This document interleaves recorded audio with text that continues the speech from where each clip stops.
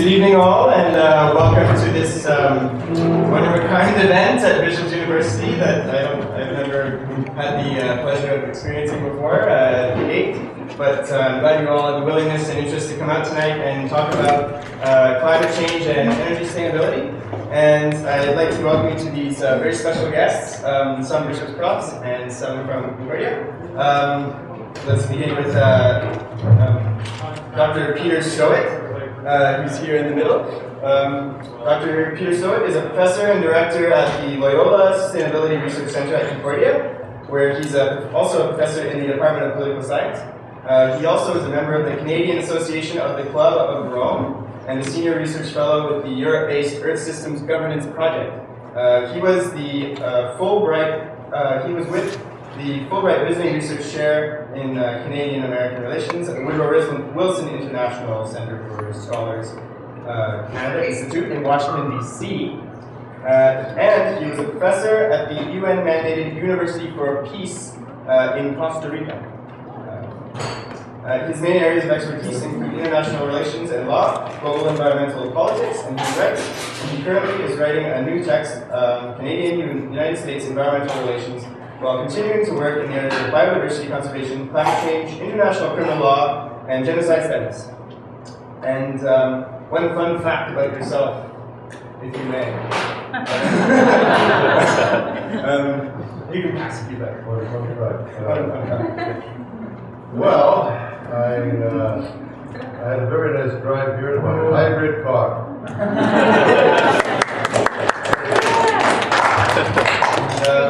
Next on the list is Dr. Peros, Dr. Matthew Peros, who is a professor and researcher at Bishop's University. He is also the Canadian Research Chair in Climate and Environmental Change and the president of the Canadian Association of paleontologists, perhaps? You didn't pay enough attention during my climate change class here. Paleontologists. Okay. New word for everyone. Me especially. He led the establishment of a new world-class laboratory here at Bishop's that he and his colleagues from the multi-scale climate and environmental change muscle research cluster will use to conduct crucial research on the impact of climate and environmental changes on microorganisms, ecosystems, vegetation, meltwaters, coastlines, and more. His current research involves studying the history of hurricane impacts in the Caribbean and prehistoric environmental-human interactions in North America. And a fun fact is, I believe he coaches fencing to 13-year-old girls in Sherbrooke.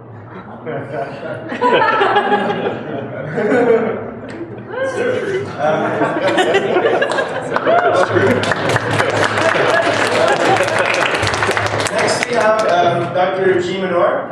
She is a professor in the history department at Bishop's University. Her research interests focus on native settler relations, the environment, and technological development.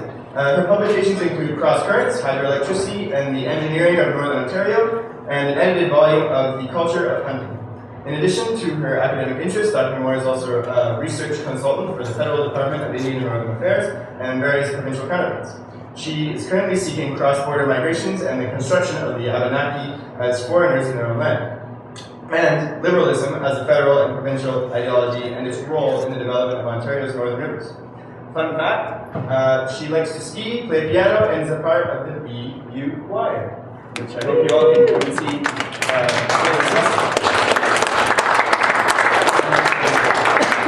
Next at the table, we have Michel Caron. He's the Director of Buildings and Grounds at Bishop's University, a position that requires him to play many roles, including managing maintenance and repair teams, and renovations and construction plans on campus, acting as a link for Bishop students to numerous committees, part of the Quebec Association of Universities, also acting as a crucial resource person for Bishop's University Sustainable Development Action Group. He earned his engineering degree at the University of Sherbrooke in 1979. He has worked at Alcan Canada Products, working on anti-pollution industrial systems, at the IBM factory in Bromont as a process engineer and production manager, and for the City of Sherbrooke as Director of Buildings and Equipment. He is currently working on the implementation of a geothermal energy system at Bishop's, and he is interested in projects related to energy efficiency and sustainable development. Fun fact, Michel is a blues lover, plays lead guitar in an old-timers blues band.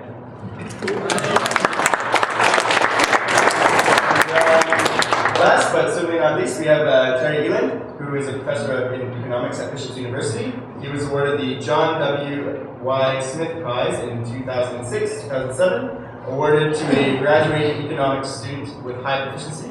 He has a master's in economics and is currently completing his PhD in business at the HBC. His thesis focusing on border tax adjustments as a mechanism to address carbon emissions and climate change. Fun fact is he also is an avid snowboarder and active member of the Canadian Association of Snowboard Instructors.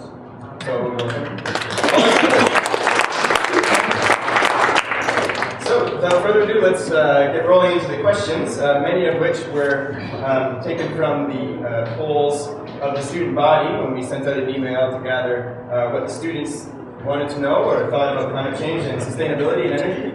So without further ado, let's get the ball rolling here with the question towards sustainable development. This word sustainable. The term sustainable development is very common. It's thrown around all the time these days, and it's seen to be used in many different contexts. But let's have this clarified a little bit. What is sustainable development? Is it desirable? Do we need it? Is it attainable? A realistic endeavor? Let's turn this to Jean. Answer that. Okay, well, I don't know if I can answer all of those questions, but at any rate, what I thought I'd do is just give you the historical context for the term sustainable development, because Eric's very correct when he's saying it's a word that gets thrown out all over the place, and as a result probably has multiple meanings.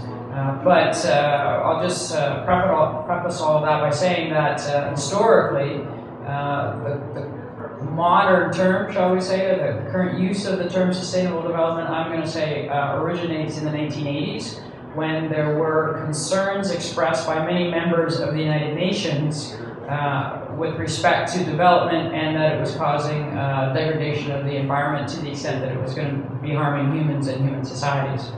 And so the United Nations appointed a person by the name of Gro Brundtland to come up with a plan in which they could study the idea of linking the economy with the environment. Because up until that point in time, it had been the habit of the people in power, shall we say, and a number of other people to separate the two, right? That development was a political and economic phenomenon, and then the natural environment, natural resources was something that was separate. And so the Brundtland Commission was formed in 1983, and they came up with their report in 1987. It was called Our Common Future. And in that report, it's the book, they gave a definition of sustainable development, which was the recognition that development, as they defined it, was what we do within the environment, and the environment was the place in which we lived. And so they made the linkage between where we live and what we do where we live, and the purpose of doing what we do is to improve our lives. They also, and I think this is an element that is often lost, they also linked this idea to ideas of social justice. Because also in the 1980s, there was a very sustained debate around the issues of North versus South, right? Of the developed countries or the industrialized countries versus those that were in the process of developing or industrializing. And that was feeding the concerns for the process of development, because more and more of the environment was being degraded. And I think a very good example of that was the Amazon rainforest, in which the countries that shared that forest wanted to cut it down in order to fuel industrial development, and the countries in the north, the developed countries, saying no, you have to preserve that, because that's a lung for the planet, and if we destroy that forest or jungle, then we're going to destroy our abilities. And yet the southern countries are saying, well, we want to develop too, because we want to have a standard of living that's akin to yours. So they had to bring these differing needs and ideas together, and they did this in the term of sustainable development. Great. So, as we see it today, does sustainable development play a role in economic development, or what is the relationship between the two? Anyone can jump in. Unless, Sorry, can you hear me? Those of you fortunate enough to be fascinated by political theory, I mentioned this. In terms of green theory and thinking about the international environmental movement, sustainable development became associated with the term we often use, which is ecological modernization. And the idea here, and this is a more critical perspective, if you wish. The Bronwyn report came out and basically said that, look, we are really making a mess of things. We have to acknowledge this internationally. Something has to be done. And prior to Bronwyn, of course, the Club of Rome did a similar thing in the early 1970s. But the report did not come out and say anything as radical as growth is bad. Economic growth is good. It's simply a question of two things. It's been economically mismanaged, and there's a public policy aspect to that. And secondly, we have to adapt and find, and we always end up finding it somehow through history. The argument goes, this is a teleological argument, right? We're moving towards unending progress, and we will find the technology that allows us to overcome these mismanagement of natural resource problems, these public goods issues. So, sustainable development for many is an oxymoron. Development, if you're defining it in traditional terms, as large-scale industrialization, is not in any way sustainable, unless, of course, you have an infinite amount of resources which we do not share. Right? Even if we had them, we probably wouldn't share them. So the issue rises about conflict over these resources. There's a lot of conflict over the term, but it's still very much alive. And at the United Nations level, we have a Commission on Sustainable Development. It has some, at least, speaking powers. It doesn't have any serious powers. And the Millennium Development Goals, that you've all probably heard of, which Kofi Annan brought in, these are very laudable goals we're trying to reach internationally. What's now going on is a negotiation in New York over arriving at what's being called Sustainable Development Goals. So they're actually trying to concretize this through the Commission, through the United Nations Environmental Program, as a term that can actually be applied with indicators that we can measure success. And people who are on the more radical side of understanding environmental problems and ecology tend to reject it. They see it mainly as a fancy way of saying let's continue as normal, but find nicer technologies perhaps to make us feel less guilty about it. So how does climate change fit into this? First of all, I think we should clarify, perhaps for people who aren't familiar with the concept of climate change, what is climate change? I mean, it seems like climate has always been changing, but how do we distinguish anthropocentric or human-induced climate change from natural, perhaps, the climate conference in Paris?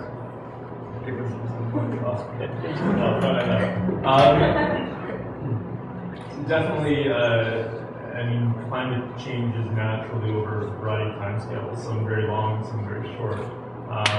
And this is driven by a number of causes, some external to the Earth and some internal to the Earth. I mean, there is a huge amount of evidence now to indicate that anthropogenic activities, including emissions of greenhouse gases, have been changing the climate as well, for at least the past few decades and probably a bit longer. The challenge is sort of deconvolving the two or separating the two out. So it's when you do have a climate change, how do you know if this is driven naturally, or is it, how do you know that this is caused by anthropogenic activities? And there's a lot of different ways that people go about trying to do this. Ultimately, people are trying to look for correlations or relationships between forcing, so a greenhouse gas emission, and that's maybe moving in a certain direction, increasing, and then a response, so changing climate, that's also happening in the same direction as well. And if there's a close enough relationship between the two, and if you can explain why the relationship would occur, then you can make a case for why climate change would be anthropogenic versus natural. Well, that's a pretty intricate response. So to what extent, like, is it a risk would you consider climate change as a significant risk to civilization as we know it? Is it worth worrying about for the average citizen? Like, how do we find out as a society what this risk is? I mean, I know there's this agency called the IPCC that's been often referred to in the news as this kind of be-all, end-all organization that knows as much as humanity will know on climate change. This is kind of the description of how would you guys describe the IPCC and its works and its findings and how that's relevant to policy or the average citizen? I can jump in if you're ready. Why don't you go ahead? Sure. Definitely not in terms of this be-all and know-all. Anyone who belongs to the IPCC or has done some work with them would be the first to say. And in fact, that's exactly the kind of rhetoric that they would like to avoid, because it becomes very easy to set that up, if you wish, as a false debating point in Washington and elsewhere, where climate change deniers are still very vocal. The question about whether it's something to worry about, I think it's self-evident that it's not only something to worry about, it's something that should really be animating public policy, economic development, and as you said in your film towards the end, your own individual actions, what you do with your life. So this has to be one of the themes of your day-to-day life, I think, today. But the IPCC itself is very unique because it really was one of the first forays into what I call and others would call the science policy interface. Previously, we had the Brundtland Commission, and they had some experts and so forth. We've had other groups like that are formed largely with political appointees, and as good as Brundtland was and so forth, this was largely a politically appointed commission. The IPCC was really composed of scientists, internationally renowned, and their effort really was one of the first to bring the science to bear on policy, subsequent policy decisions. The other thing that's unique about it is that it engages not only in the biophysical conditions associated with climate change, but it also deals with the social and economic impacts of climate change. It's dealt with emergencies and disaster relief. This is the most recent one, actually, and I played a small role as a reviewer on one of those reports. So they cover a wide variety of areas. It's very interdisciplinary.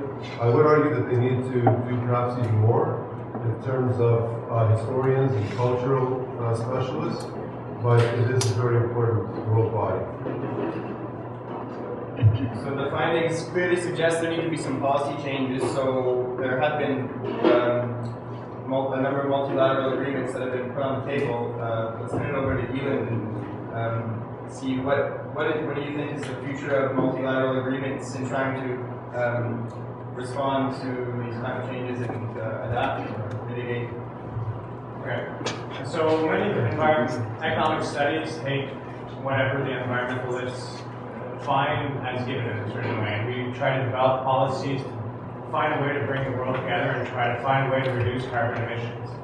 The big problem with situations such as the protocol, Kyoto Protocol that we have in place right now is a voluntary-based agreement, which means that as one person does something good for the environment, the other people have less of an incentive to do something for the environment. So basically, the future I see going into this stream in a certain way to get involvement is to create the right incentives to have these other countries start doing something for the environment. Because if you have only a few countries that do something, the big problem that we have right now that not many countries want to join is that we have a situation that once you decide, I want to reduce my carbon emissions, the biggest way you can do so is either through carbon taxes, cap and trade mechanisms, or pollution standards. Each of these three mechanisms increase your production costs. As your production costs of producing carbon intensive goods such as steel and different things like that, it means that your cost of production at home become higher, which means afterwards, maybe the goods that you used to be producing in Canada now get produced in another country that doesn't have an environmental policy in place. So yes, we're able to reduce our carbon emissions because those carbon intensive goods are no longer produced in Canada and they get produced somewhere else, so we meet our targets, we're happy. But if they get produced somewhere else, anyone here will tell you that carbon emissions emitted here or in another country will have the same impact on climate change. Okay, so we have this problem that carbon can get leaked away to another country if the production goes elsewhere, and we also have this competitiveness concern. So these are the two main reasons why countries don't want to join into self-endearing protocol like the Kyoto Protocol, because we don't have kind of like a punishment structure in place to give an incentive to the non-compliant people to start joining in.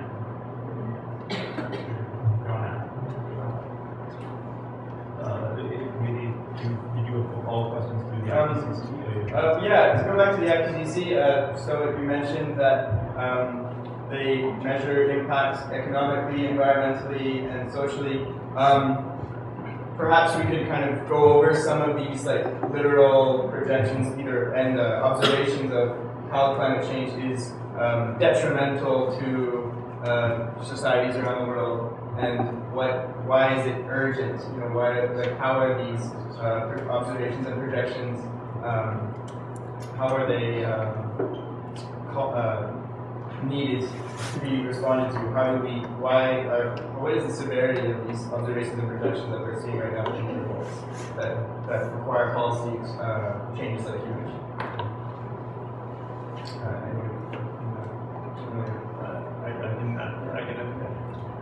Maybe I'll just also begin by a very short background concerning the IPCC reports, because I'm sure many of you are familiar with what they are and how they're structured, some of you may not be. Essentially, the IPCC is a collection of scientists whose mandate is to not monitor and not undertake science, but to produce reports, synthesize findings of scientific research and the findings of other kinds of research as well.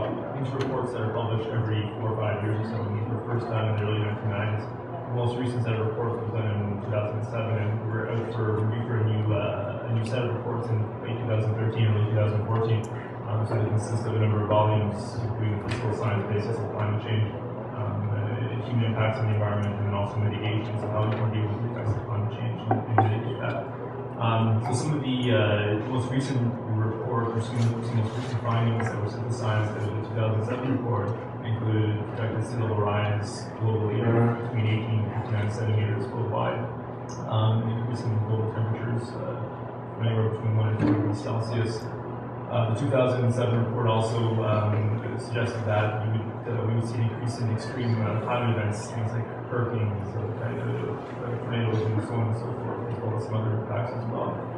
Interestingly, from the scientific point of view, the IPCC it does receive a lot of criticism, and it receives criticism from the skeptic side for sure. It also receives criticism from environmentalists who sometimes feel that the IPCC findings have been too conservative, so they haven't.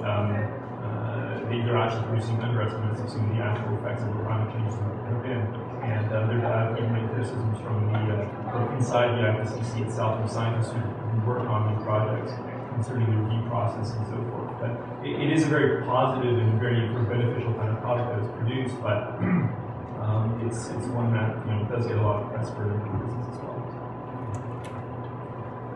Quickly, these are all very, very serious problems, and as was indicated, we don't really have a framework to respond to them collectively that overcomes this dual problem, of competition on the one hand, right, and the need to overcome what we would call the free rider dilemma on the other. That is that many of us can make changes. If others don't make changes and simply take advantage of us doing the hard work, then none of us will benefit in the long run. I would add that in terms of the human impact of climate change, what we're most concerned with, I think, beyond the issues that were mentioned, are infectious diseases. And this is a very serious issue that most scientists are predicting will become more and more common. The invasive species. Invasive species are referred to species which overtake, right, their non-natural habitat, if you wish.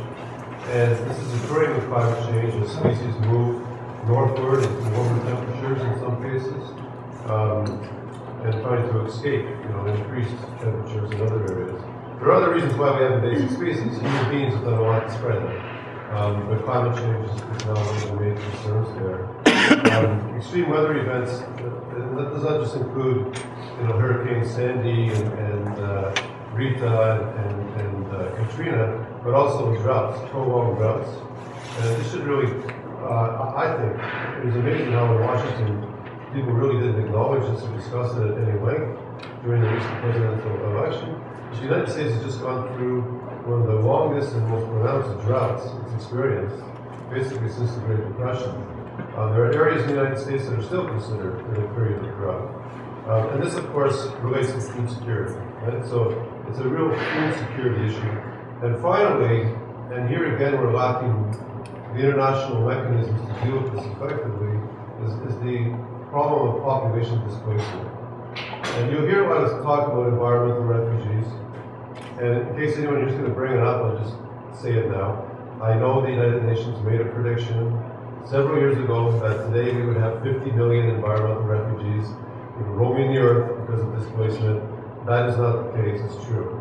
However, given increased oceans levels in particular, and the sort of coastal flooding that we might see, and especially the small islands, many of which will in fact, small island states, many of which will in fact be underwater, according to most estimates, by the time we hit 2100, we're going to see increasing amounts of stateless persons caused by these environmental calamities.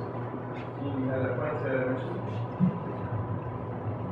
Well, I just wanted to to add another layer to this conversation. We're talking about the United Nations, we're talking about intergovernmental organizations, we're talking about international panels and that sort of thing, but I used to work for the Ontario government decades ago in their equivalent of the Department of Aboriginal Affairs, so it's called the Ontario Native Affairs Directorate at that point in time. And I was responsible for evaluating environmental assessments, right? Documents that government agencies had to produce. It was,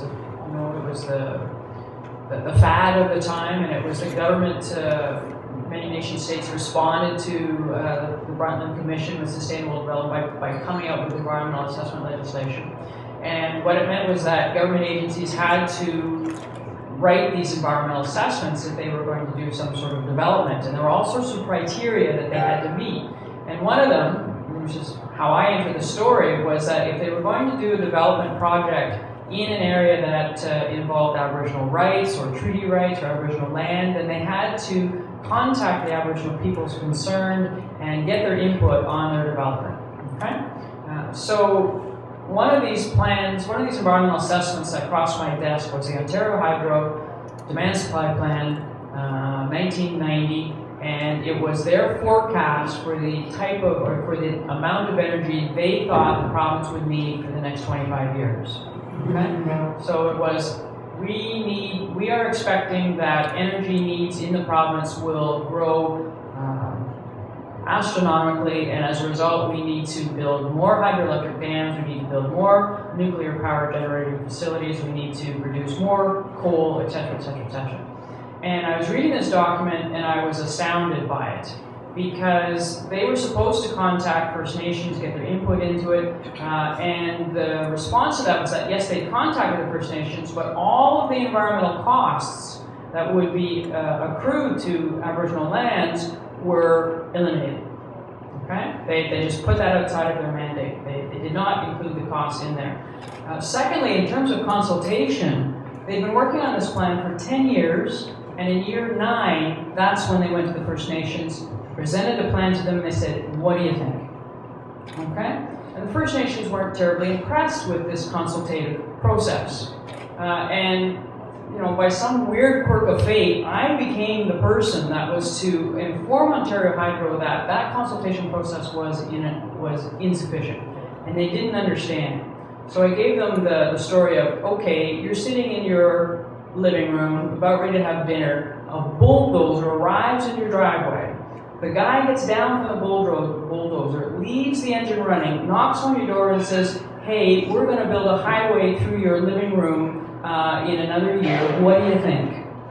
Okay? And so the reason I bring this point up is to demonstrate, that the environmental assessment process was, as far as I'm concerned, a plan on how to succeed in business by getting all the people that could be affected by it to sign on to the development project, which didn't work. And secondly, it demonstrates to me one of the shortcomings in terms of actually reaching the goal of sustainable development. And that's the ineffectiveness, rightly or wrongly, or not necessarily blaming them, but the inability for governments to address these kinds of issues. So I just wanted to add that extra layer of analysis to this. So it's a very, very relevant point, and I'm really glad you brought that up. And brings us to the point of energy and engineering and the process of consultation before implementation. And I'm wondering if Michelle, you have any insight on how this process of engineering and consultation before action could be undertaken in a more kind of participatory way, and more sustainable. Well, good question, because I always believe that as an engineer that we must think globally and act locally. I think that saying is very popular. As you can see also on the handout I gave you, at Bishops, we already think locally. And this project that we did in the past 3 years is fully in operation right now, and it's reducing the greenhouse gases used for buildings by 62%. And I personally think that the only way it's possible is if the community, the population is asking for it, because this $7.5 million project has been totally funded by the government. The Ministry of Education, Hydro-Quebec, of course, and some part from the natural gas company. So it's a good example. It would not have been possible to realize that project at Bishops without the community, the Sherbrooke community, but also the province willing to go that way. It was on the provincial fund 100%, and because it wasn't possible to get the funds from the federal government, we were counting on $250,000 subsidy from the federal government, but the federal government for geothermal wells spent all the money a year before the end of the program, and they cut the program because we did not want to put more money. So that's why I say it's if the population is asking for those kinds of subsidies, if the government listens to what the population is asking, then we get the possibility to do something. And the geothermal heating, it's a project that is done on the long term. And for the long term, I would say it will last 100 years because it's all done with plastic tubes going down the well and going up. Then there's water flowing through the pipes. And it's the payback is about 35 years. So there's no possibility to do this kind of project without subsidy. I think it's the same for photovoltaic solar energy, because this is also going to be the way of the future. Because when we have to renovate the roofs, why would we not do it with a film that would include photovoltaic cells? They do it in China, because I saw a documentary that China is producing lots of photovoltaic films, and they use it 100% in China. They are very successful with it. And as we saw in the film, we have to look at all of the different means of energy that we can use within the area where we live, the country where we live. And it's very different from Iceland to, let's say, Iceland and New Zealand. They have that in common. They can take lots of heat from the ground, but they also have volcanoes and earthquakes. As here we have lots of lakes and rivers, and we have the snowstorm, but we don't have earthquakes, or not that many. We have some. And I'm very happy that they took that decision to close the nuclear plant in Chantilly, because it's a very sensitive area and also very sensitive issue. Also in this province, we closed 2 years ago the last electric plant from Hydro-Quebec that was using oil. So we don't use coal, we don't use oil anymore, and we don't use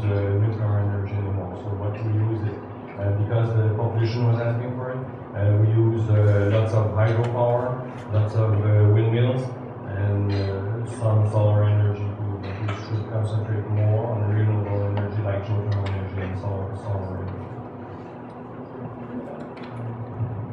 So, just one point. So, on that note, do you believe that sustainable energy future can occur without fossil fuels at all? We can actually, with this transition that everyone's talking about, is possible.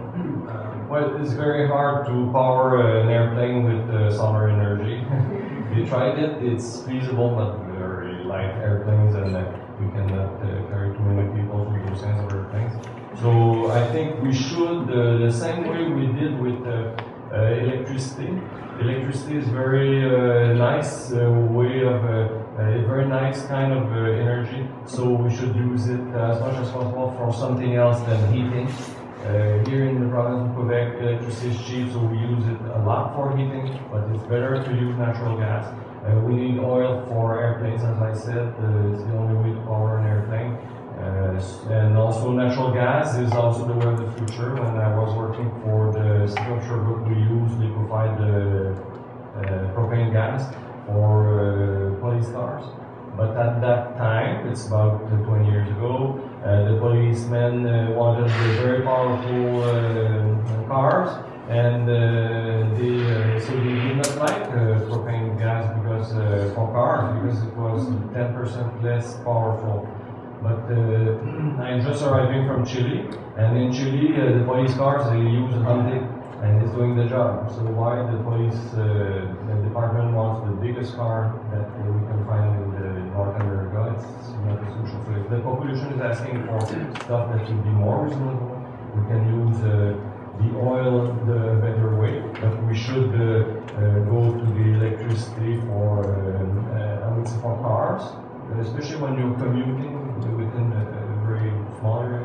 If you have to travel long distances, then you need some very high technology. So on that note, Elin, do you believe a carbon tax, from your economics background, is a carbon tax economically and environmentally viable way to decrease CO2 emissions?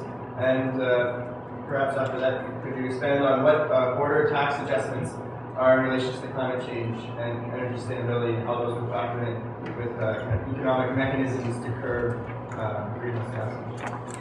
All right. So basically, taxes, subsidies, same thing. It's just one's positive, one's negative, basically.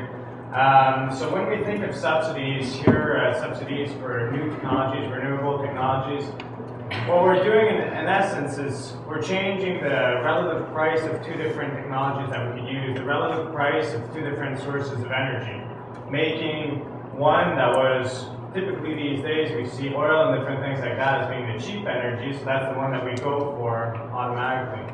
But as soon as we subsidize renewable energies, then they become economically efficient. They become economical in a certain way.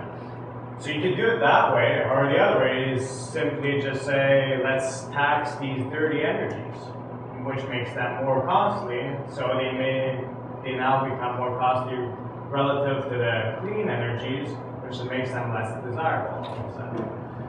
So carbon tax is essentially similar to a subsidy on clean energy, it's just taxing the dirty energy instead. So basically you're making dirty energy use happen less. Carbon tax, in essence, would work really well if we were one big country and we did not export at all and we did not trade with any other countries. Because if we'd be one governing body over this whole country and we did trade, well, we could factor in the true cost of these carbon emissions, the true cost of this climate change, this environmental damage, within the cost of this carbon, of these goods that we're buying, basically. As in, you can factor in a certain way the cost of smoking, the health costs that may incur later on, into the price of a pack of cigarettes to kind of reduce people's smoking behaviors because of that negative externality that comes later on in life.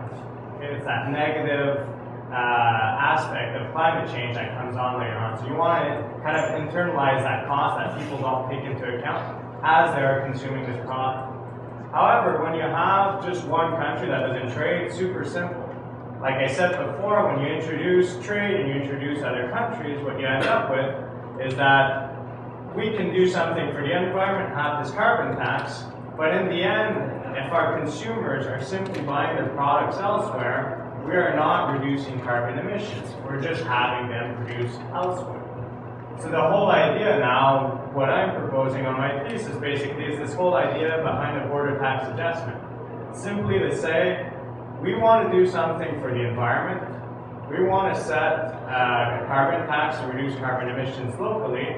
We don't want to lose competitiveness compared to you countries that do not really want to focus on the environment just yet, want to develop a little bit more before.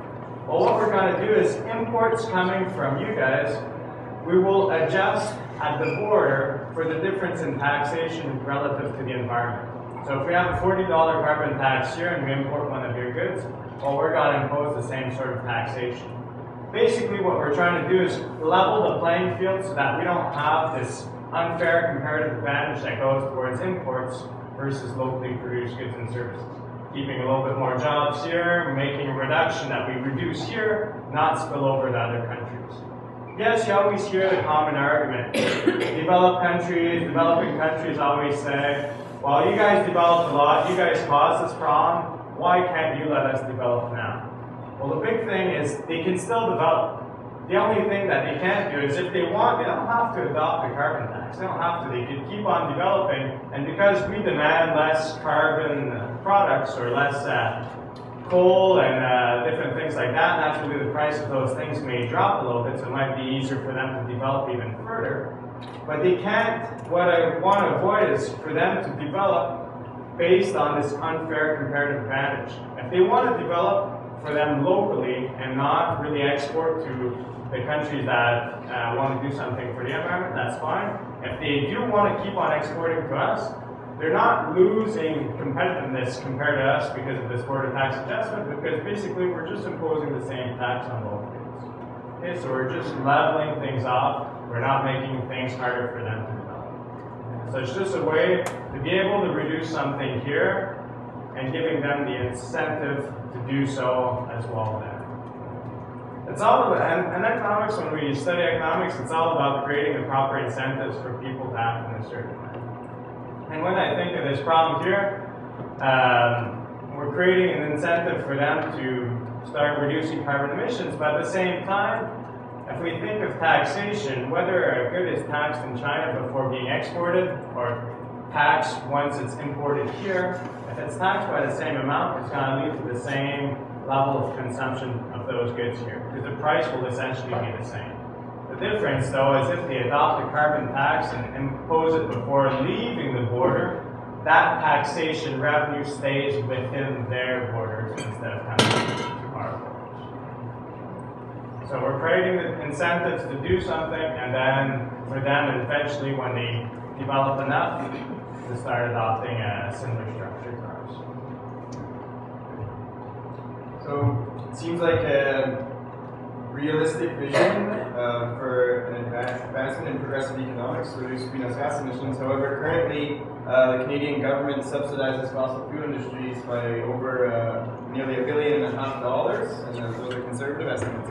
So currently our government seems to be incentivizing fossil fuel industries to continue expansion. Perhaps you guys have some points on how that could be addressed, either through the political process, through public pressure, or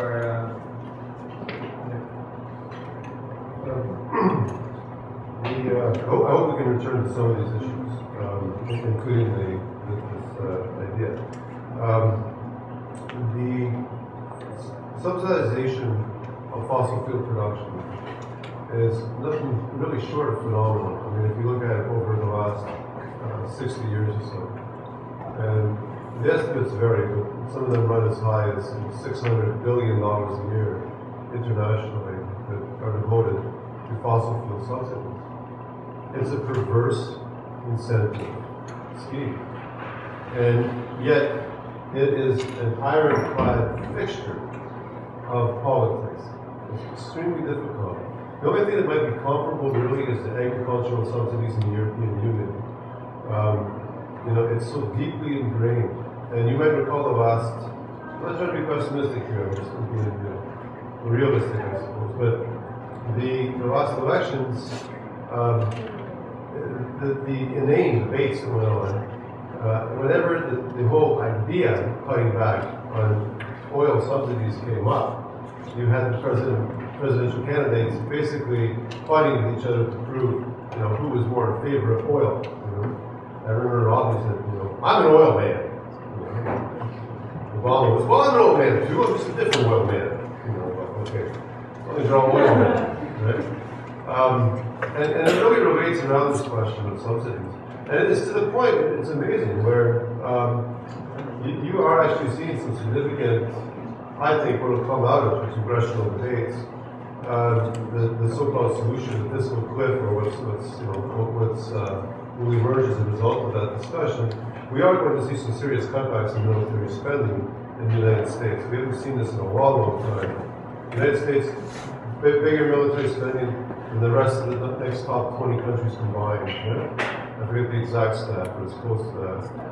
And yet, fossil fuel subsidies really need to be cut back. It's like what they call a third rail in politics. You just don't go there. I think the debate is crystallizing, though. I think everyone is aware that it's time for that sort of thing to happen. At the very least, shift the subsidization, so you're giving companies incentives to invest in more renewable energy sources. Right? I mean, this has to be key to what we're doing. Don't expect it from Ottawa. I'm just going to add something. The big thing that we look at when we look at natural resources is that natural resources that are non-renewable, as they become more and more scarce, naturally the price of them will evolve and will increase. And there's always going to be this thing that we typically call a choke price, a price at which, when it reaches that price, it no longer becomes economically efficient and we move on to the next cheapest technology. The problem with subsidies is that we're keeping some of these raw materials very cheap long time, and then when we run really low, we might be in a rough situation. Okay? We're not letting it kind of like go as natural flow in a certain way and let the other technologies take over. It's like a life support system. Yeah. Euthanasia is a better option.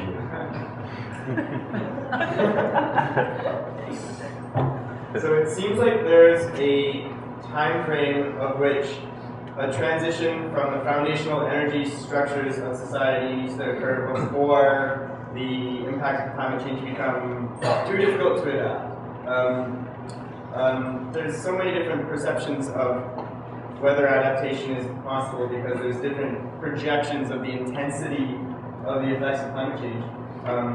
I looked at a World Bank report from this past November on climate change, where I read a quote that said, in a 4-degree world, which is arguably what we're on pace for by the end of the century, adaptation is not a certainty by any means. Perhaps one of you could shed some light on this time frame of transition that needs to occur in order to stave off the worst of climate change. Whether it's a 2-degree rise by the end of the century or a 4-degree rise, how fast must we need to act before it's too late, essentially, before we can't really go back or we can't maintain this level of standard of living. Well, I think I mean the sort of very simple answer is the effects of climate change are already being felt now. Even if we were to keep greenhouse gas emissions at their current levels or decrease them, there would still be so much CO2 in the atmosphere. For example, it will take a long time for natural systems to remove this. I mean, there will have to be some sort of geoengineering type process that takes place. I don't know what that will be. I don't know how effective that will be, but that will have to be a very, very long-term solution. So removing CO2 from the atmosphere, stripping it from the atmosphere, which is not a simple process to do. It's easier to do it from coal power plants at the source, for example, but not when it's already in the atmosphere. So I mean, it's and the effects of climate change will probably be felt in a generation or two quite severely, but down the road as well, hundreds of years from now, and in a time frame that sometimes it's difficult for us to really understand and comprehend, but will be important, especially as it relates to things like larger ice sheets, which will tend to keep themselves cold, but will be affected by heating over the very, very long term, and will have consequences for sea level rise sort of farther down the road as well. So all those sort of timescales that overlap together, which make this such an important problem. So say if we cut all of our emissions today, how would the effects kind of be foreseen to play out based on what we've already come to today?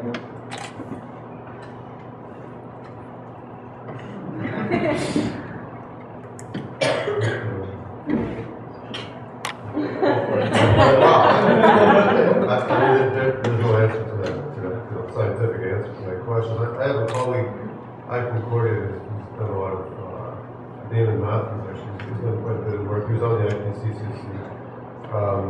And he makes the argument that it's not too late if we did cut that, because the typical perspective on this is sort of like population growth. So that even if everyone stopped having babies tomorrow, or we cut back the population growth considerably, the fertility rate, it's sort of like a big ship. You can turn the engines off, but it's still going to keep rolling ahead, right? You can't actually turn the thing around very quickly. He argues scientifically, and don't ask me to explain how, but that in fact that's a bit pessimistic. That if we did significantly reduce emissions today, and this is based on some climate change projection models, we could make a serious impact. There are others, however, that suggest that yes, it will be years. And the danger there, of course, it leads to a certain futility. Right? It's, well, okay, what's the point? Right? And it's no reason to stop discussing mitigation issues and cutting back on emissions. But I would argue that what we really need to focus on as well, and what the international community is still getting around to doing, although it's not yet willing to put the resources into it, is talking seriously about adaptation. Because climate change is real, it's happening. I agree with you that the best answer to that question really is that we don't have to wait 100 years. We're seeing it occur now. And when you have permafrost melting, for example, which is seriously affecting northern communities, demolishing their roads and their ability to construct housing, reliable housing. For them, this is not a question of, when it's going to be too late. We're already nearing that point. And so, especially when it comes to the oceans, we haven't really discussed this, but the coral reefs, one of the greatest sources of biodiversity on Earth, we are literally, because of the acidification of the oceans and other factors, losing the ability to access that for medicinal purposes and others. And so it's too late already, basically. So we need to start working now on adaptation measures.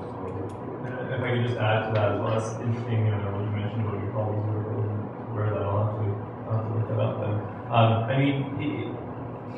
And I think just to be tie this into the movie that we saw too, one of the problems is that carbon dioxide levels surely will keep going up realistically, because especially when you look at coal consumption in places like emerging economies, India, China, Indonesia, places like that, this is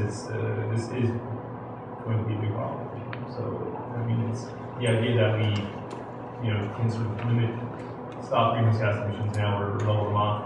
I don't think it's very reasonable, unfortunately. Given that the foundations of our financial system don't necessarily have an efficient way to value or put a price on the very ecosystems and such as the atmosphere, that for sustained life on Earth, are we even capable of kind of quantifying the rates of progress that we need to create? It seems like it's almost like the whole climate crisis is kind of rooted in a disorder in values and priorities, and it doesn't seem like we prioritize the things that really matter, like the ocean or the atmosphere, or even just basic food security. How can we kind of tie in that flaw in the market value system to kind of adapting to the change in climate and making industry sustain the livelihood we want.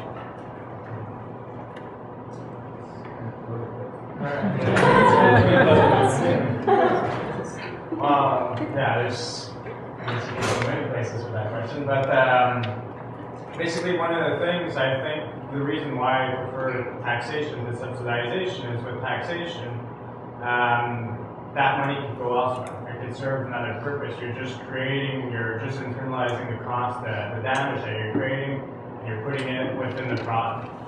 Afterwards, with that money, you can do many things. Like if you think that there's this problem with respect to food or other things like that, you could spend some of that money in that direction. Basically, we know that there's this damage cost associated. We know that there's something that's bad in terms of these carbon emissions, so we're just adding a cost to it so that people pay their fair share, so they don't have free ride on certain. So afterwards, yeah, you could use that money to reduce income taxes or to reduce just about anything. So I don't think that fighting climate change or working towards climate change necessarily stops you from working towards the other problems in the world. Yes, you're going to put up the cost of some of these products that you buy.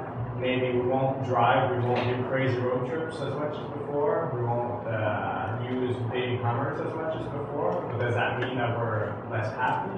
We might have a cleaner environment and have other things, have more time or leisure time or different things like that. Like, you always have to look at the balance of it. So things will shift around, definitely. But it doesn't mean that we're stopping ourselves from working on the other things. Yes, I think that the cost of electricity, as an example, is not high enough.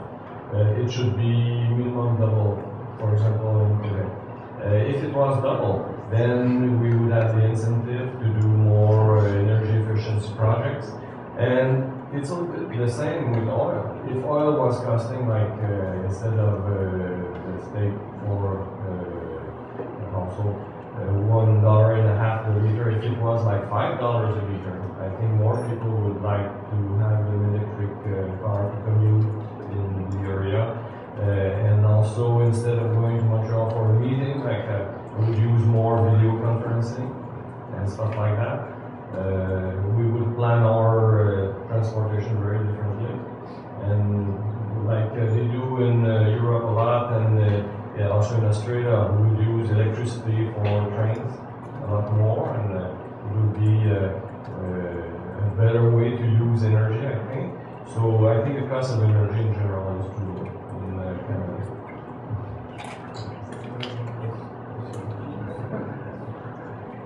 I'm just going to put in my plug for local and individual efforts. Again, just add another layer. I know it's pie in the sky, and to a certain extent, to expect every individual to take responsibility for climate change or for adapting to it or for developing policies that mitigate the effects. But I think that that is something that should be added to this debate. I think each and every individual just has to take responsibility for the energy and everything else that they use with respect to the environment. And act appropriately along those lines. So that's my plug. So I just wanted to add the ecological economics is a sub-discipline in economics, and a lot of it's based on how we can basically internalize externalities, right? So how we can things that previously were costs that, although they hurt everyone, no one specifically had to bear them. Right? So how can we turn that around? Make sure that the polluter pays, basically.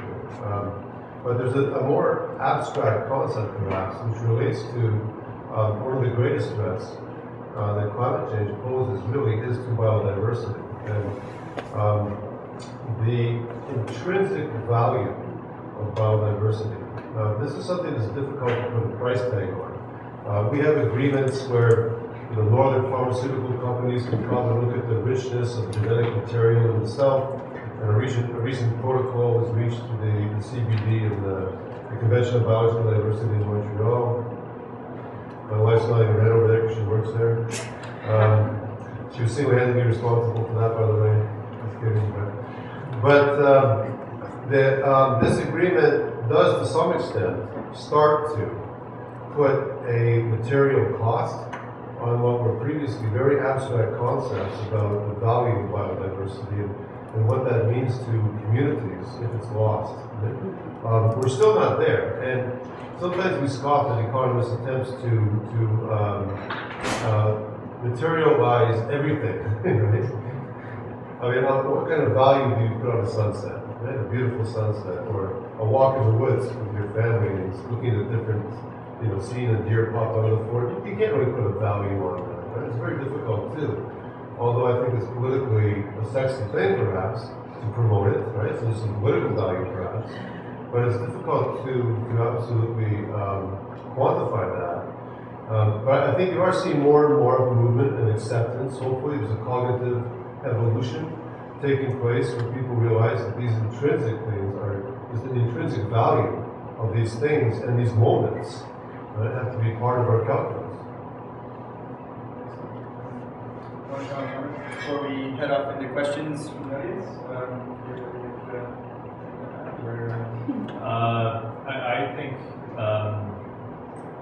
I think there's what do we do about these problems sort of on a macro level, big level, and that's sort of one issue that's that we're at a political level. But I definitely agree with what Gene was saying as well, and that there's, again, this is alluded to at the end of the film, work that individuals can do. And I think in terms of the sort of individual contributions we can make, a lot of this is ultimately habit-based. I think you just have to get into the habit of doing these things. And for me, I mean, a lot of the good habits I developed when I was very young. And then also bad habits too, but anyway. But definitely, I don't know if quite said this is the case, but I think a lot of these issues need to really be emphasized in this early childhood education. And that's a big area that I think I would want to see, and perhaps it is now, I don't know. But it's something that I think it should really be part of the curriculum if it isn't, in terms of sort of teaching young people, and that would stay with people for a long time. Well, on that note, I'd like to open it up to the audience for questions on anything related to climate change. There's energy sustainability. Yes. Hi. Actually, my question will build on the last speaker's notion of intrinsic value of biodiversity, and it will primarily go to you. And there were a few times when you were making a statement on, the whole notion of green economy and quantifying the costs and the damage that we're causing. And I really would like to hear your thoughts on, how do you attach a monetary value to non-quantifiable costs? So you've got the intrinsic value of biodiversity, but you've also got more tangible values such as the spiritual values. You've got cultural values, very important to local and indigenous communities. You've got lots of unknown values. What is the value of ecosystem integrity? And what about all of the other unknowns, like what these ecosystems can provide to our human health and well-being? We're only beginning to understand the complex interlinkages that biodiversity has and the benefits it has to our human health and well-being. So how do we attach a monetary value to a plant that we don't know necessarily has medicinal properties, or to a cone snail, which peptides, may have life-saving drugs? So I'd like to hear your thoughts on all that. Yes.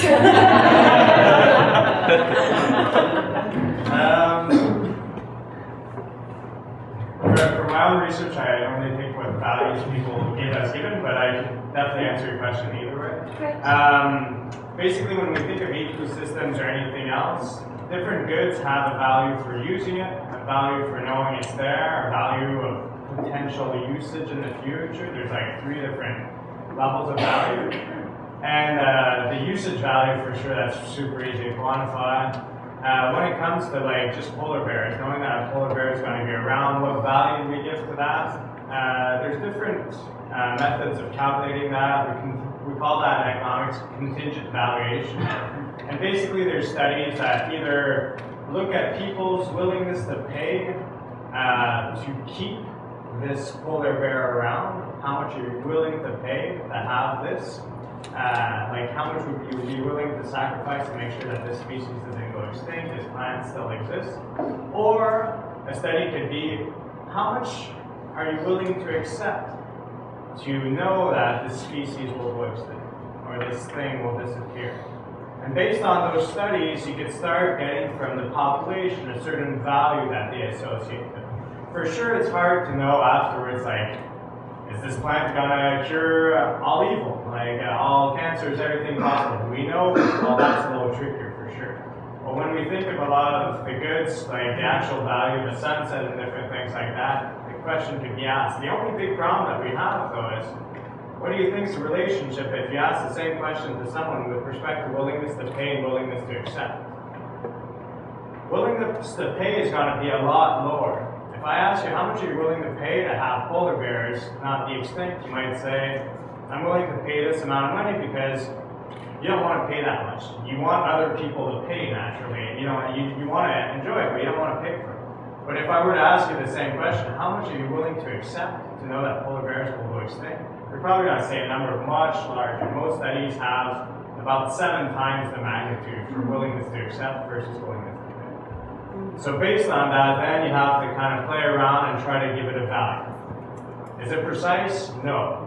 And the thing is when we give carbon taxes or anything a value, are we right on precise at the right amount right away? Well, no. It's like saying, how much do we tax this good? Like, you might tax it a certain amount, then you say, well, we should tax it more, tax it less, so on and so forth, and then you kind of find your kind of like appropriate level eventually. So it's a really hard question to answer. It's one of those things that it's hard to value. Like I tell my class, like you could value a certain good, and then you might say, well, there's all of these things that we disregard, so maybe we should reduce emissions a little bit further than that, what we calculate as the efficient level. That's the best I can do. Sorry, someone else can probably speak. Can I add something quickly? I mean, sometimes it's helpful to conceptualize this sort of thing in terms of risk, right? And that is done.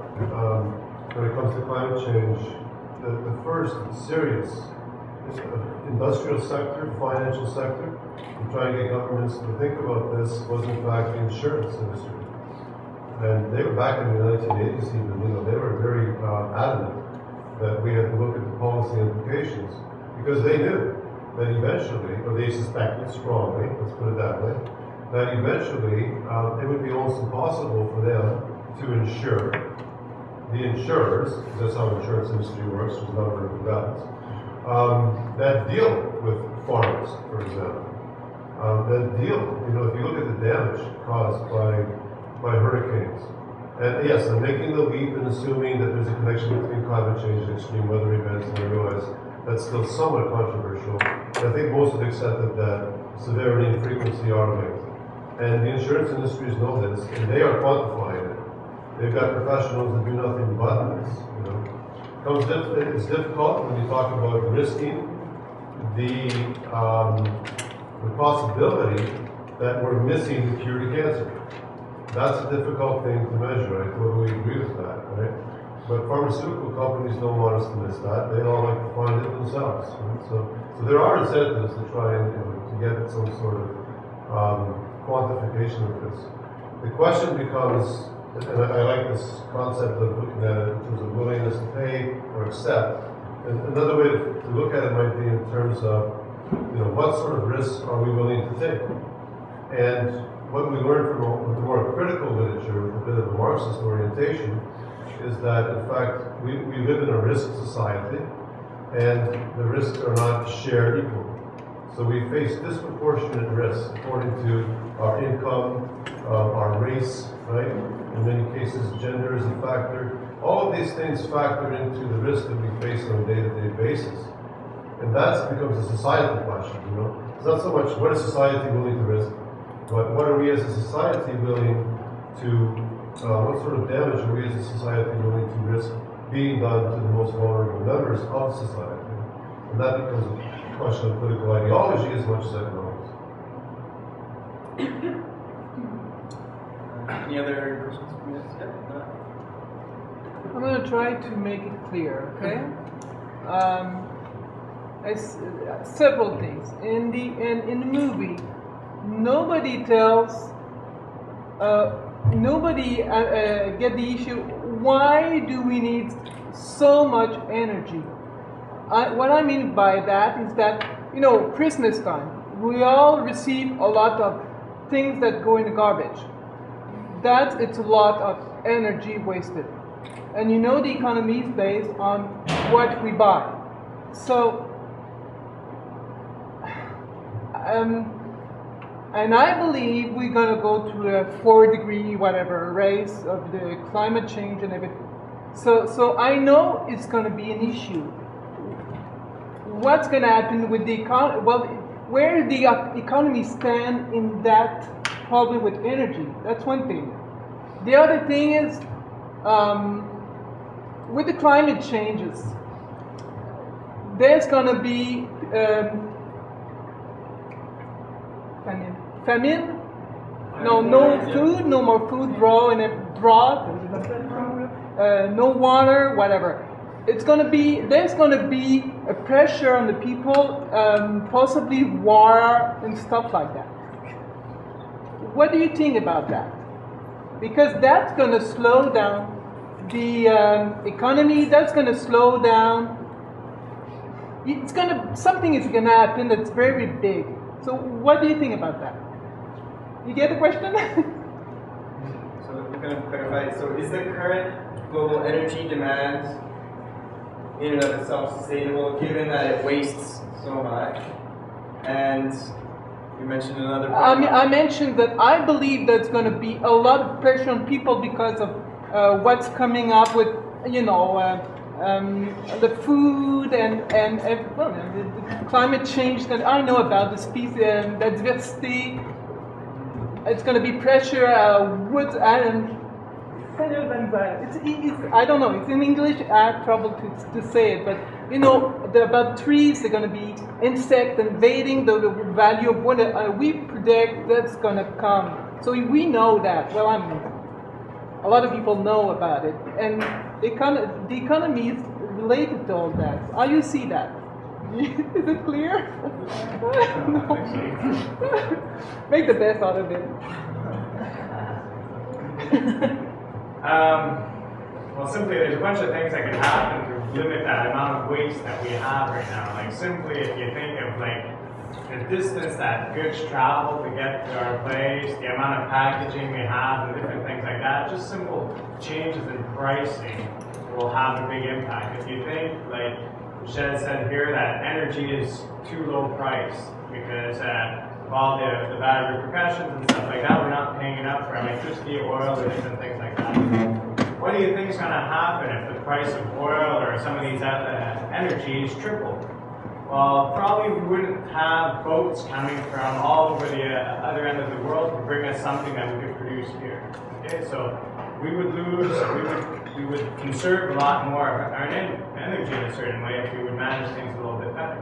And when we think of junk and different things like that, all we have to do is tax our garbage or different things like that to reduce people's desire of having a lot of garbage, which makes them pay an extra cost afterwards. Like, there's different ways to price things to give people the proper incentive.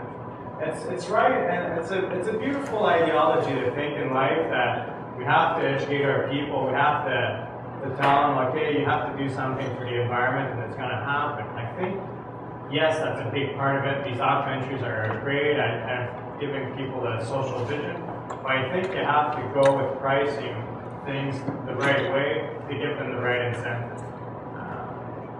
Otherwise, like, I could be, I'm super environmentally friendly in my heart, but I drove here with a truck, and I'm not going to drive back with a hybrid tonight.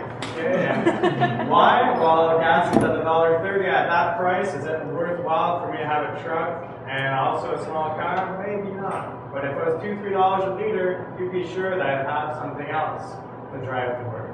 Okay, I'd use my truck to work on my property or different things like that. But I'd have a second vehicle. the pricing is not there yet. So even though I'm very environmentally friendly in my heart, I don't do it. Okay, so when we think of that, yes, some goods will lose. We will consume less goods. Does that mean that the economy will crash? No, we'll purchase more services, we'll purchase more things that are actually environmentally friendly, good for the economy. We'll spend more on organic product or whatever. We'll spend our money elsewhere. We don't have to, it won't necessarily make the economy crash. So I don't know if that answered your question or someone else wants to kind of keep on going. Yes, just want to keep on. Do you have an idea how much it costs to use the dryer at home when you use it for 1 hour? Let's say you do a wash and you use the dryer 1 hour. Do you have any idea how much it costs? Just Me? Yeah. I put my clothes outside on a row. No, but if you use it, yeah, that's what, if you use the electric dryer. Before you go there. Before you go there. Just want to do the link with what I said. The energy is too cheap. Do you have, someone wants to try something? How much do you There's think it something costs? about too cheap, you know. There's something No, about the poor of course, people. the energy is too cheap because it costs around 10 cents to have the what dryer about- run for 1 hour. I know. Can you imagine? And if it would cost like $1 or $2, lots of people would hang their clothes in the basement or But the thing is that so it's all a matter of how much it costs and what the people want to do. And I think, of course, it's driven by the economy because the cheaper it is, the more you want. And it's the same with the oil. Yeah, but the person that earns a lot of money doesn't care at all about it. It's the poor people that's going to suffer about it. What would be the price of the rent? What would be the price of going to work? This is the problem now that we have. That we are people, community, we taking the risk and we paying and we asking for people, for the 1.1% of the people that have the power and the power of the energy, at the market of the energy, and they ask us to pay more for energy that they want to sell us. They want to make us consumer and they say, and it was like this with when we get the recession with Obama, they say, come on guys, you have to buy stuff. We get 162%, 162%, no, 162% on the debt for Canadian now, and they ask us, oh, you will pay more to manage the oil sand in Canada? What is the responsibility of us as community, as human, as students, as with the market, with the word market? This is linked now. This is exactly linked, and people feel, because we know that if we have to pay the orange at the price of $5, the gas price, we are in that trouble. So what is the link between the both side of human side and the global market? This is what we have to think about. First of all, I was going to offer you a ride home in my hybrid. but when I need to move next time, I'll be calling you for your truck, right? and this sort of goes to your point. You know, I mean, it's great to take these measures, but they have to be done in a pragmatic manner that doesn't make basically the lower income people pay the cost, right, for making these adjustments. And I totally agree with that. I know that the Quebec government tries to do that historically, but we can argue about how successful they've been. And most governments, in fact, it's not even really a question I think they take seriously. I wanted to come back, if I might, briefly to the other question about the link between climate change and conflict, and food insecurity, population movement, all these things. There's a lot of literature that came out in the 1980s making this link very strongly, written by people like Thomas Homer Dixon at U of T and elsewhere, suggesting that, yes, you can definitely look at a long-term causal link between environmental degradation, natural resource depletion, and violent conflict. The jury's still out on that. There are many cases where, if you look at Haiti, for example, here's a society which has had severe environmental problems, but it's also had severe inequality. Severe conflict exists. You know, what came first, right? So it becomes this question of the cycle, and I refer to this as the cycle of ecocide, basically. You have a situation where violent conflict degrades the environment. Conflict is horrible on human people, right? Warfare, right? Human people, yeah. Anyway. But it's also very, very hard on ecosystems. Right? You want to talk about the value of ecosystem services and quantifying that, we'll try losing one. You know, and then you'll figure that out pretty quickly. As they did in Vietnam after the Americans used Agent Orange and other herbicides there. Right? Or after Saddam Hussein destroyed the Persian Gulf momentarily, at least, with releasing so much oil and gas, or the Soviets with their atomic testing in northern Russia. So, you know, these conflict situations give rise to really irresponsible treatment of ecosystems. That exacerbates social conflict because there will be winners and losers. Right? There will be the poor and the rich will either escape or build their own defense forces, as you're seeing everywhere in the world today. There's more privatized security in the world today than there is public security. That's a consequence, to some extent, of natural resource depletion. And that, in turn, leads to greater social conflict, which can then lead to more warfare and military production. So it's this vicious cycle of ecocide that can only be broken really with long-term peace negotiations. And here I hate to say it, but you know, this is when it gets down to the nitty-gritty of politics and diplomacy and all these nasty things that have no short-term, unfortunately, solutions. I'll just add, I think that a lot of people are assuming that the sorts of points that Peter was raising are not relevant to Canada in itself, right? In that we don't seem to have a history of excessive military expenditure and expansion. We don't seem to have a history of environmental degradation to the extent that some of the other countries have, like the desertification of various areas. But I think that a point should be made that a lot of Aboriginal lands were militarized during the Second World War and thereafter, which led to ecocide, or at least adverse environmental conditions for environmental peoples. A very good example of that is Stony Point in Lake Huron, in which Aboriginal lands were appropriated for a military base in the Second World War, and that base was not returned to the Aboriginal peoples until they went and occupied the land. But yet, even though they're there, most of the land is unusable because it was a firing range for artillery practices and whatnot, so there's all sorts of shells and other things. So I just want to make a point that the sorts of points that Peter was raising are very relevant to people in this country, and the social justice issue as well, in which marginalized people suffer most of the harm as a result of development, most of the environmental harm. That too is something that I think we can, take a look in our own communities for that, and by our own communities I mean including Aboriginal communities.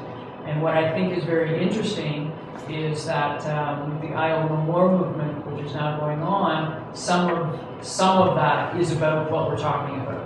Okay? And there is a very good possibility of a remedy for what we're talking about also within this country, because of the Constitution of 1982, which recognized and affirmed existing Aboriginal and treaty rights. Okay?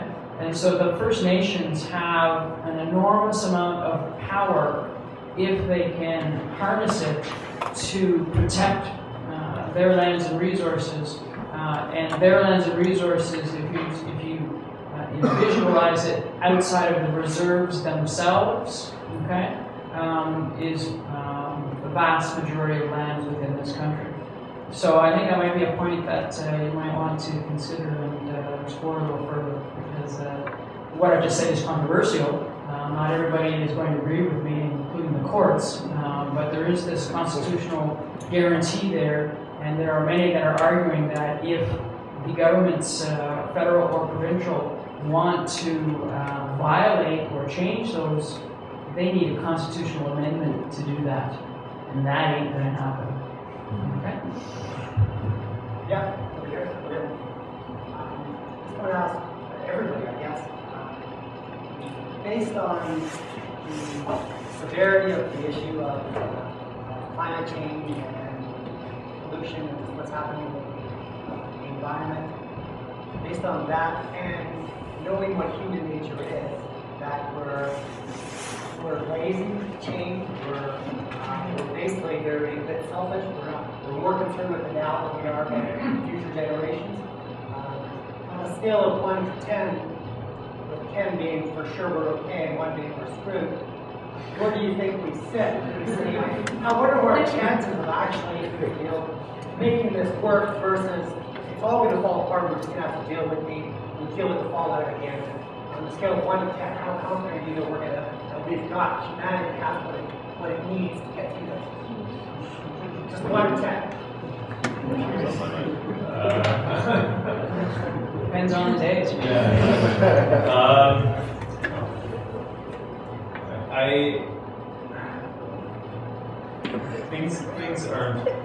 Things aren't good. I think.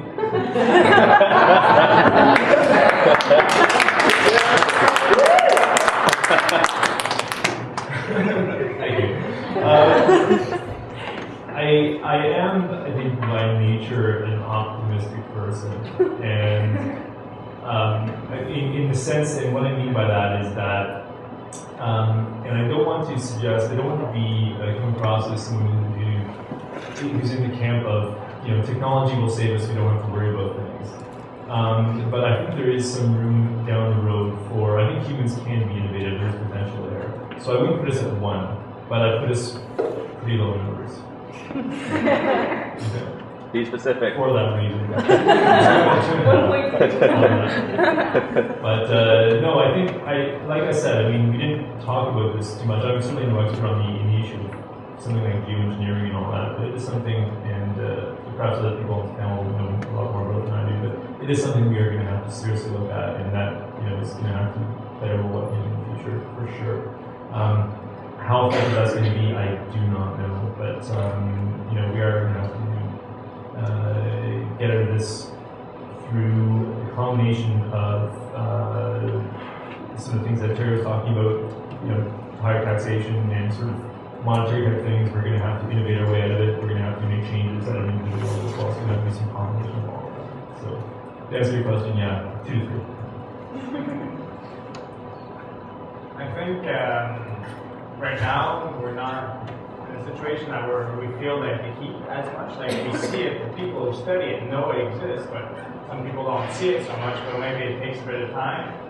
But once we start running out of more raw materials, having less alternatives, having more climate disasters and stuff like that, I think once people accept it more, it'll be easier to kind of convince them that we have to do something. And once we convince them and something starts happening, we get the prices right and different things like that.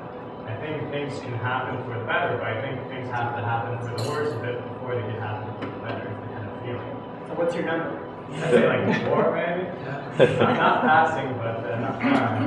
So. Personally, I think the chances of survival are very low. But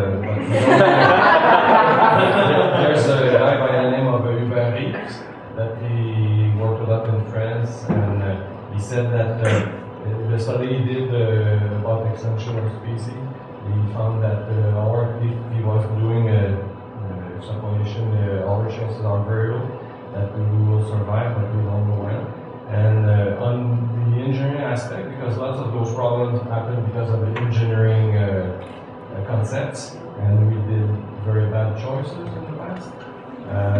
I think that we need a major breakthrough in engineering. We need a discovery that would allow us, and I would say very to produce energy so that we can use it for transportation or household purposes without damaging the environment. And this discovery, I'm still waiting for. I'd probably hover around 4. It does depend on the day, no doubt. But I have been studying these things for many, many years now, it seems. And I've never seen so many people devoted to the issues. I've never seen the professionalization that's occurred of people that have really devoted their careers to this, not just scientists, but diplomats, policy analysts, corporate executives and so forth that are actually taking it seriously, I think. Greenwashing aside and so on, but it's there now. That wasn't there maybe 20 years ago. And that's, I'm not trying to be foolishly optimistic. I'm very cautious about it. But I have to overall believe, that there is much more attention being paid to this issue, that kind of brain power, that kind of devotion. I think that it's people like you, especially young students, we've all heard this before, and the individual actions that we take, that will make that difference, that can help push us towards a more sustainable future. But I will add this, you can do all that, but if you don't have some sort of social justice in the process, I don't think you're achieving it in the long term. I think real sustainable answers need legitimacy. They need to be seen by the majority of the population, not just a technocratic elite of engineers, God bless them, but not just them. Not just by a corporate elite that can afford to build a safety bubble, right, and leave when things get out of hand. But by the majority of people that have to take these individual steps that will help us. And if that legitimacy is not there, and I think that legitimacy is really embedded in the sense that social justice is being pursued, and you can fool us with commercials. I don't know if anyone here is a Gramscian, but you can fool us all sorts of ways. And sooner or later, it comes back to these fundamental questions. Are we sharing the risk here? Are we sharing the cost? Right? And if we're not, then I don't think technical solutions are solutions. Keith, last word to wrap it up. 1 to 10 scale. Well, I'll be foolishly optimistic and give it a 50-50 chance, so put it around 5. On that great note, I guess one more question. I'm kind of running out of time, but It's just a really quick question. It's kind of an extension of yours, but as environmental studies major, the future of what my generation, younger generations is facing is pretty depressing sometimes and very daunting.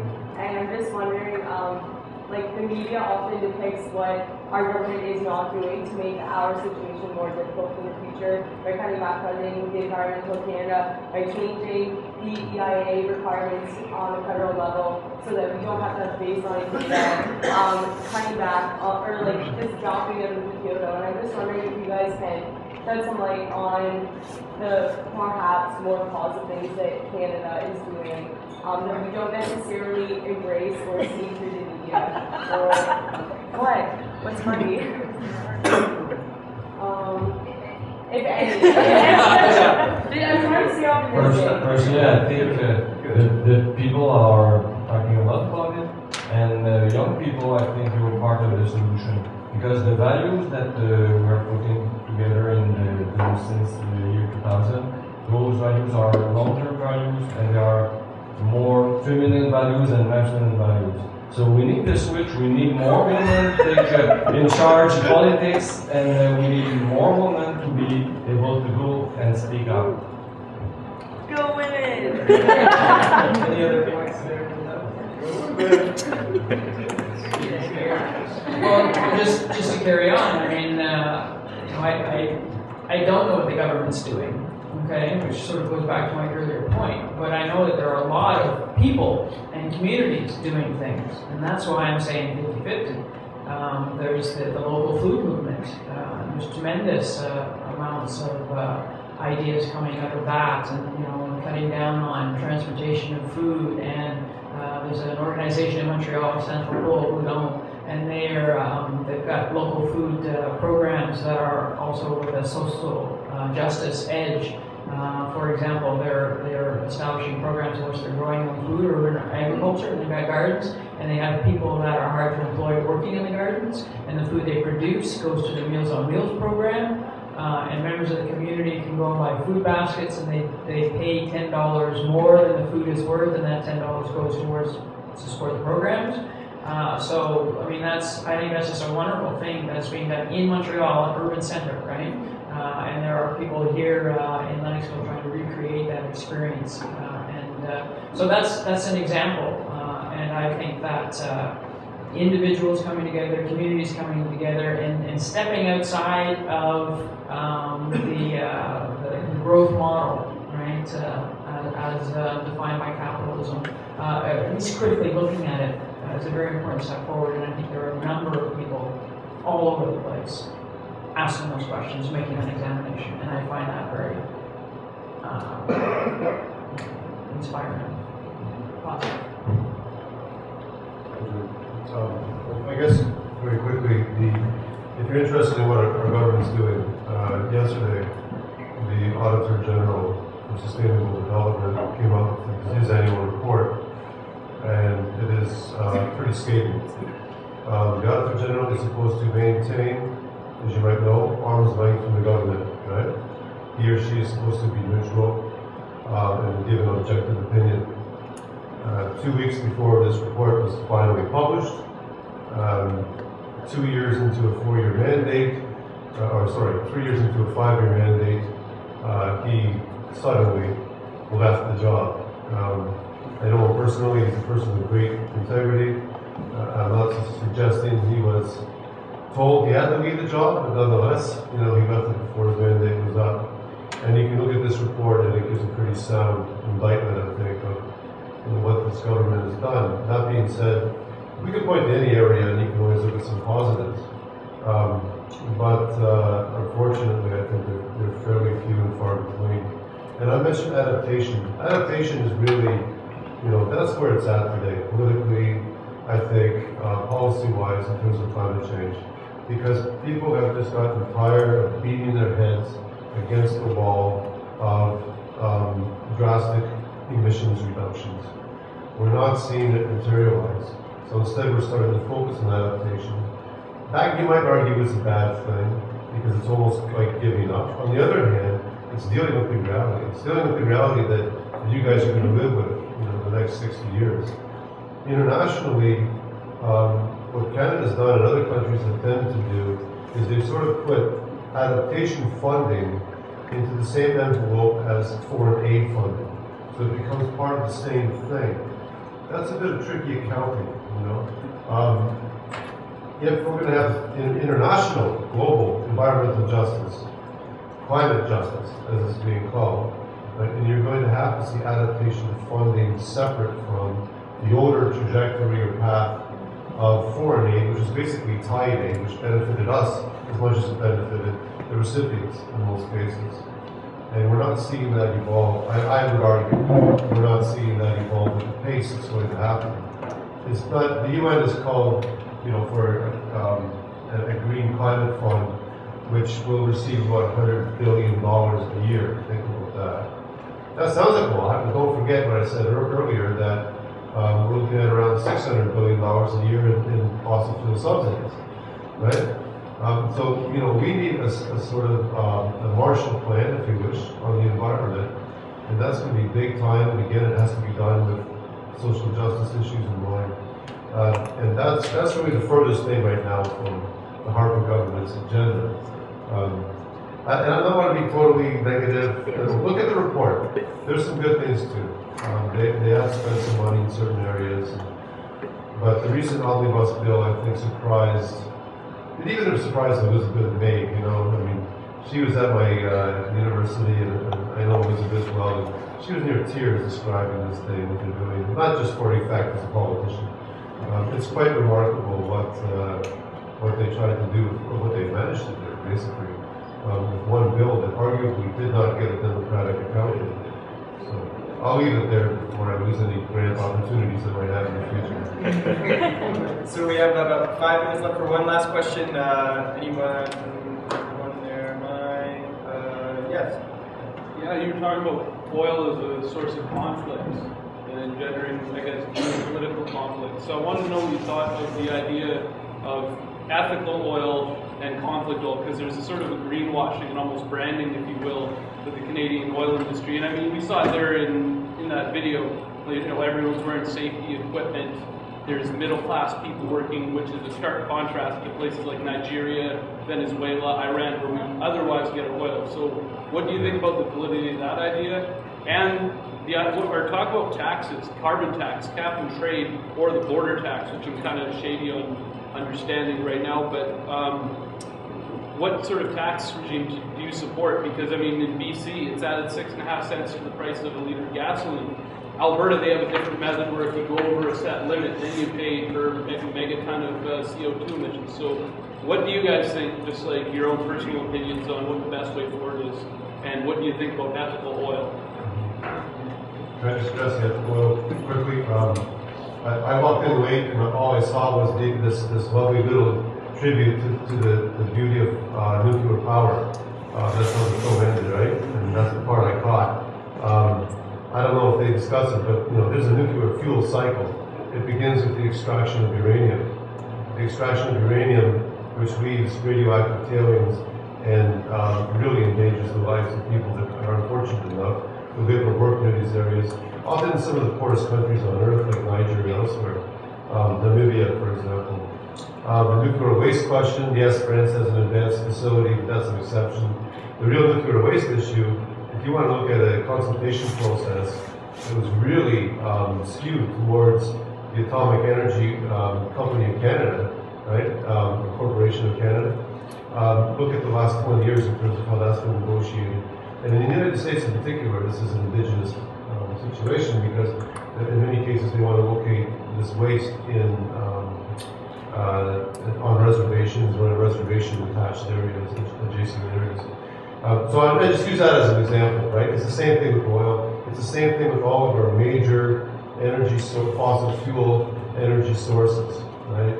And I include nuclear power there simply because of the uranium component. I think the argument that you're better off getting oil from the tar sands than getting oil from the third world, so-called third world dictator, right?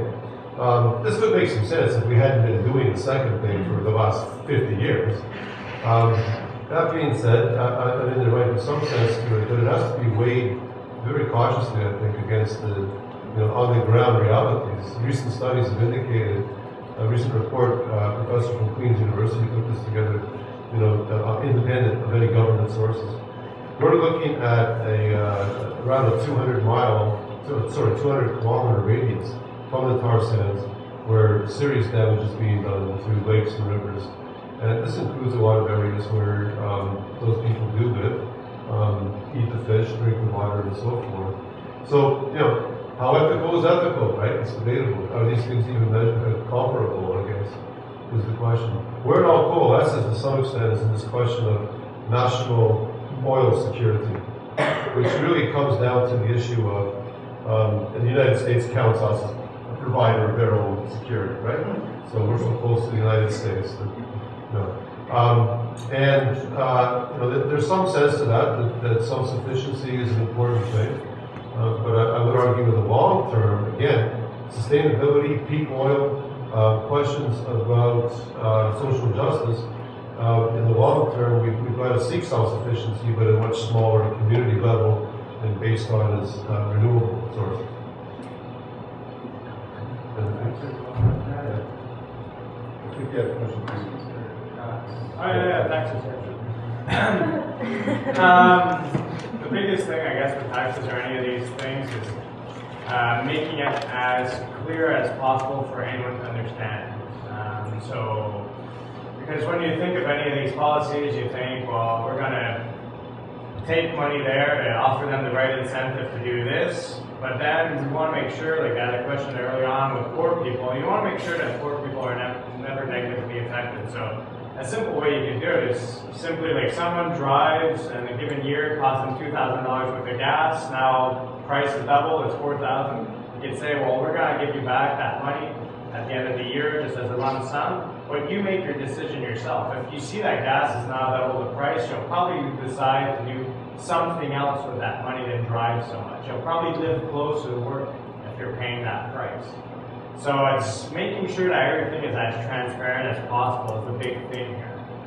Making it as clear as possible for people to understand. And that's what you see. Like I was in Australia the other summer and they were going through this carbon tax type idea and they were sending to every single address. I got one on my address, like what was their carbon tax proposal, what was the outcome of it, and so on and so forth. And you want to make it as clear cut and as simple to understand as possible. Certain times, like for the older generation, taxation from the government on carbon is just another form of the government getting our money. It's not necessarily true, and the people have to understand that that's not the case. We're not trying to raise more revenue with this taxation. We're just trying to create the proper incentives, and then that extra revenue could be used to reduce income taxes or reduce something else. Because essentially when you look at things that you purchase, you always compare the relative price of two goods. If you buy Pepsi versus Coca-Cola, if one of the two prices go up, you'll consume less of that, you'll consume more of the other. If you have a carbon intensive good or a clean good, the price of the carbon intensive good goes up, you're going to consume more of the good that's seen as cleaner. Same thing when you think of working. If you pay a higher income tax rate, it means that you don't earn that much after tax income, which means that you're probably going to enjoy more leisure time versus working. But if you drop the income tax rate, maybe people will have a greater incentive to actually work a little bit more and different things like that. There's all these perverse effects that you have to look into when you look at the big picture. So the big thing I could say, basically, in a nutshell, make it as clear and transparent as possible. And I think taxation is clear to understand, and cap and trade can be iffy, and it has a lot of volatility in cap and trade. And yeah, so as an efficient instrument, taxation is good. Total SA came out this week and asked for, they were supporting a carbon tax because if they say it provides business surety and it'll open up markets that are hard to penetrate for Canadian oil sands oil as it is. Like Total SA is arguing for a Canadian carbon tax. They're saying not a cap and trade. Because we've seen how that's worked out in Europe. And it's like, it hasn't worked out well at all. Yeah, there's a lot of speculation that could come in when you have cap and trade, and lots of volatility is never good for a business to manage. So taxation, when it's clear cut, it's much easier to manage. Oh, one last thing, please. It's about the gas price. You forgot with the new unemployment rules, you have to accept a job at minimum wage and drive 100 kilometers back and forth. So, with the price of gas getting higher, how do these people are going to be able to pay with they earn about $10 an hour? Get a bike. Huh? Well, yeah, winter time at minus 20 in the It's just redistributing that money to those people. Like you have the different, any of these policies, basically the big goal, the big buzzwords that we always throw around is we don't want them to be progressive. We want them to not hurt the poor people more than the rich people. So there's always a way to design these policies that is going to make sure that these poor people are not negatively affected. So you look at where poor people spend more of their money or so on and so forth, and you make sure that they don't end up worse at the end of the year. There's ways to do that. Okay, I know. There's tons of people that work at doing this, to be honest. I think in rural circumstances, that's more difficult. I mean, the answer in urban circumstances is public transportation, right? I agree. Yeah, But you have to more, offer it. Yeah, put more into public transportation. But in rural circumstances, it's a difficult situation, and there's, again, the disproportionately paid price. Well, we're out of time. I'd like to thank you all for coming once again, and I'd like a round of applause of gratitude for our panelists.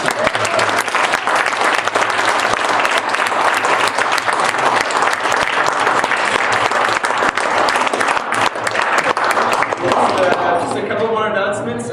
This event was coordinated by the volunteers from the Bishop's Environmental Club as a part of the